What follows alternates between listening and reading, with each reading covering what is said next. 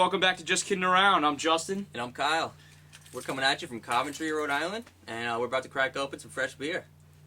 Today we have the Long Trail Pollinator. It's the spring ale. I believe it's from Vermont, am I correct? Yeah, we're Bridgewater, Vermont, right near Killington Mountain, if you've ever been there. Also, Soon. sporting Long Trail glassware, representing, and I think everyone has to go out and take a hike right now. That's right. You I can don't know even if go you can on even the see Long Trail in Vermont. It's 272 miles, and it's the entire state. So you said you've been drinking this beer all season? All season, this is their spring beer. I just think it's delicious. It's like a really smooth, like white ale. You know what? It's light. Yeah. It's very refreshing. Very light. It's got a bit of hoppiness to it. It's got a little bite, but nothing along the lines of a Noble Pils or even a 548 or anything. And it really dissipates. I think that's the word I can use. Dissipates right away in your mouth. So it's just real crisp. Absolutely.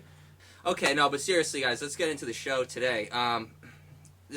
This new lovely little thing came out. I read it on my news feed today. It's called the Nano Generator. And I'm sure you know what a generator is, and you most likely know what nano means. Tiny, subatomic particle level, very small. And basically it's a tiny electrical generator. What they do is they use body movement or any kind of movement whatsoever, you know, from the pulsating of your blood vessels to your lungs to the movement of your sweatshirt to the soles of your shoes. Everything that it comes in contact with in motions is called the piezoelectric effect, which means that, you know, body motion turns into electrical current. And what this thing does is it's actually a thread of zinc oxide. It's a tiny minuscule thread of zinc oxide, and the constant movement of your body generates tiny amounts of electricity. But basically the scientists have figured out how to pack in tons and tons of these generators into tiny small little chips, basically about the size of your fingernail, that when you pinch them together you can generate enough electricity to charge an iPod, charge your phone. You know, like I said, That's you can awesome put them into to be able to like be walking down the street and you don't even have to like worry about, you know, making it to your car even to get a car charger. It's just charging all the time. Unbelievable. That's pretty cool. From what I've read, they're basically looking into it to charge personal devices, electronic devices. They've even talked about charging implants, medical implants, such as if you need a heart implant, like a pacemaker, anything of the sort, and it actually uses the pulsating of the blood vessels to charge it electrically and keep your pacemaker going, which is amazing, I think. All right, moving on.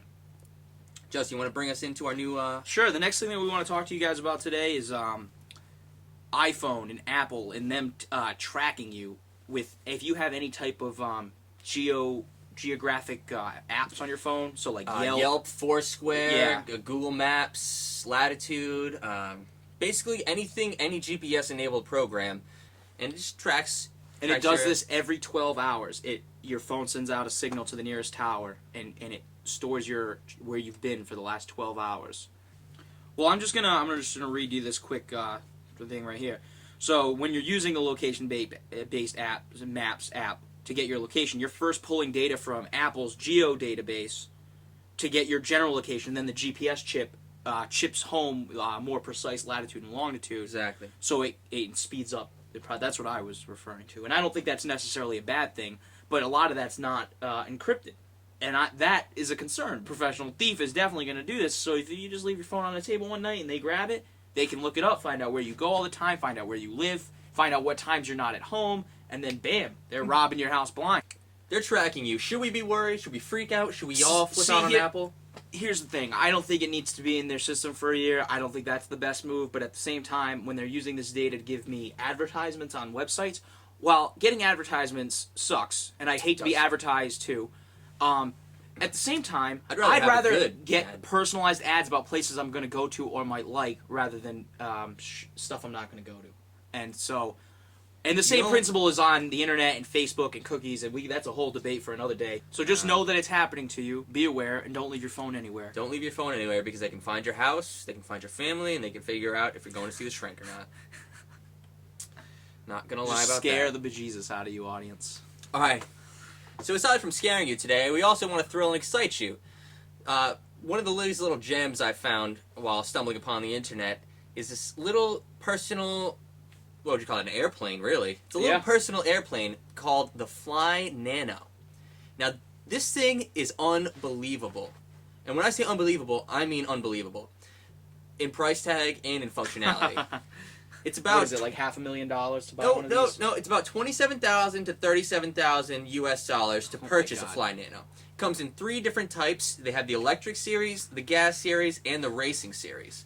All of which you can see here. The electric goes about 140, if the racing goes about 150. This is kilometers per hour. They're like mini pod racers from episode 1. What is that, about 140 kilometers is probably about 80 miles an hour? About 80 miles an hour, somewhere between 80 and 90 miles an hour for between the electric and the racing. The gas is the slowest. These things also go up to about 4 kilometers high. Actually, the electric only goes 3 kilometers. The racing can go up 4 kilometers high, which is about a mile. 3 kilometers is just about a mile, I believe, correct? Yeah.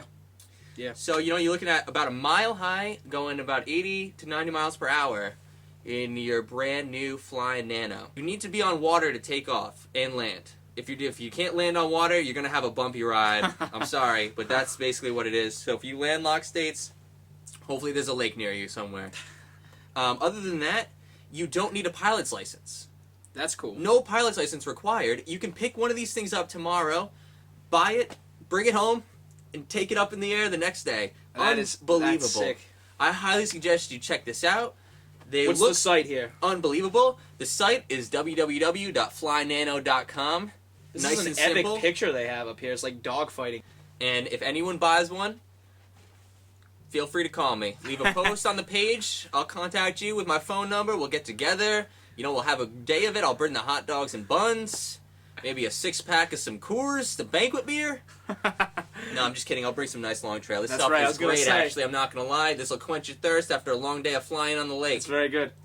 Enjoy your Fly Nanos, everybody. I'm Jay. And I'm Kay. We've just been kidding around. Till next week.